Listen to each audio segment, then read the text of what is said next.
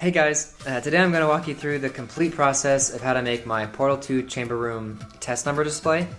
It ended up looking really good, and it worked in both dark and light environments too. And another great thing about this is that when it's not in use, you don't even notice that it's there, as it's just a shelf on the wall with a little projector on it. So it was pretty cheap to make as well. It was about 160 bucks. It was $100 for the projector, 40 for the Raspberry Pi, and then about 20 or so for the heat sinks and the little case that went on the Raspberry Pi. Alright, let's get started. The first thing that we're going to do is we're going to take apart the projector so that I can introduce a basic wiretap on the power switch. This is a really simple hardware hack where I'm going to have the Raspberry Pi control the projector through that. But we'll go into the circuit later on. For now, we're just going to take it apart and we're going to tap a line on either end of our switch.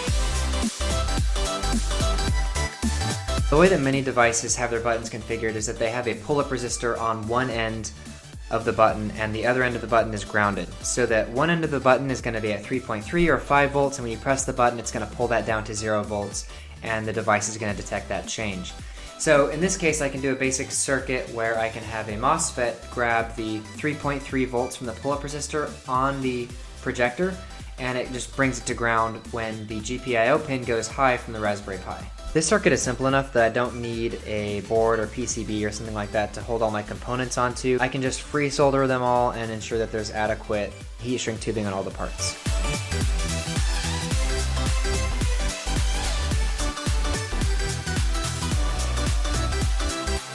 Now I need this projector to sit on its edge so that I can get that vertical display, and this lens focus tab is actually in the way of that, so I'm just going to clip that off. And then we just put it on all back together like it's brand new. Well, the warranty's voided at this point, of course.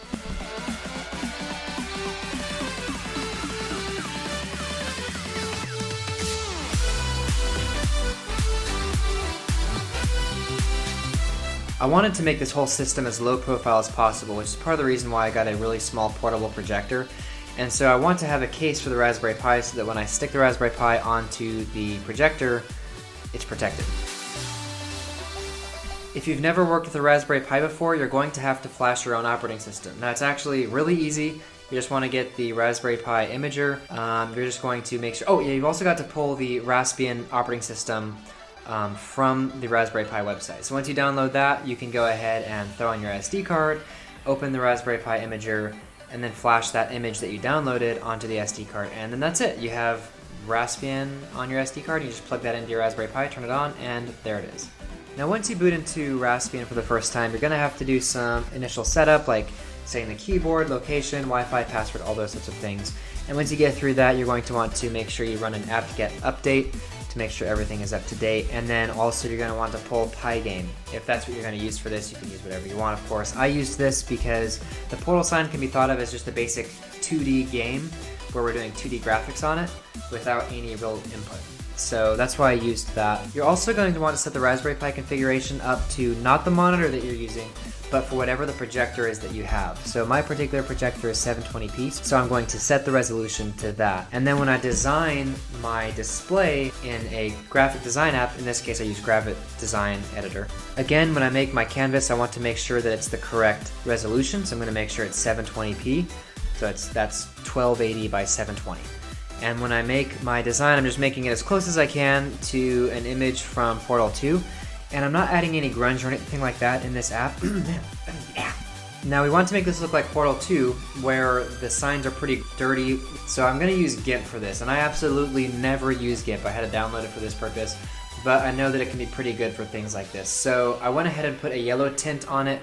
And I kind of did this by trial. So my projector naturally just has a pretty blue tint to it, even when I try to adjust the color. So I had to make it very yellow from my personal display to whatever I see on the projector. And then from there I went ahead and added some grunge effects using this brush effect on GIMP to add the grunge around the edges of the display.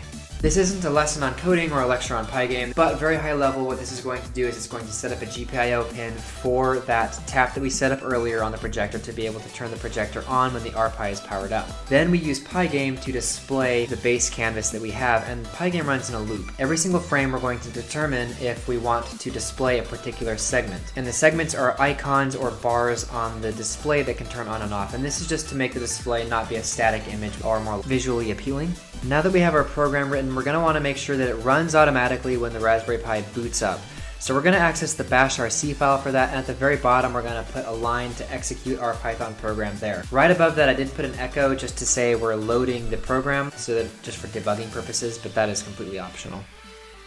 The last thing we're going to do is we're going to set the Raspberry Pi to open in command line mode when it boots up. Auto login too, so we don't have to do that obviously. And this will allow for a faster boot, and we don't have to see the desktop and all this other crap while it's loading up to load the Portal program. It'll just go right from text to the Portal sign image. Now we're going to mount the shelf, and I just need to drill a hole in it so that I can feed the power lines up through that to the projector and the Raspberry Pi. Now the most technical solution to this problem is to add some heavy mounting tape onto the projector to stick the Raspberry Pi onto that.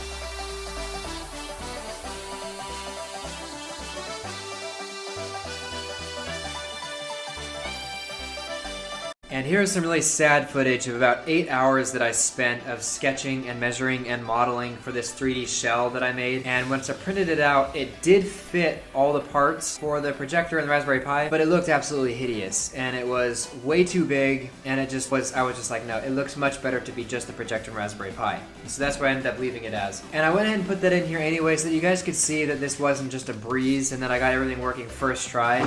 But again, it's all about the learning process. We want to cover up these wires because they're really ugly, so I'm going to use conduit with that. I'm going to cut it and then stick it to the wall.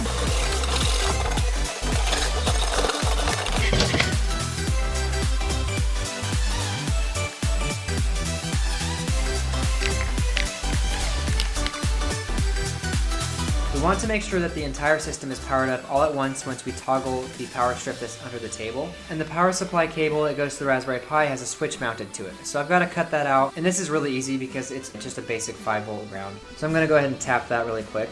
Oh, that does not sound right.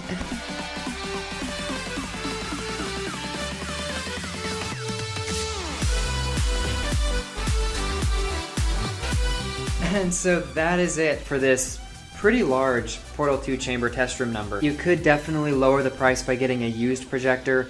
Same with the Raspberry Pi. You could probably build this thing for less than $60. But I gotta say, it is pretty awesome. Thanks for watching. Oh, and don't forget to subscribe in case you want to see more builds like this.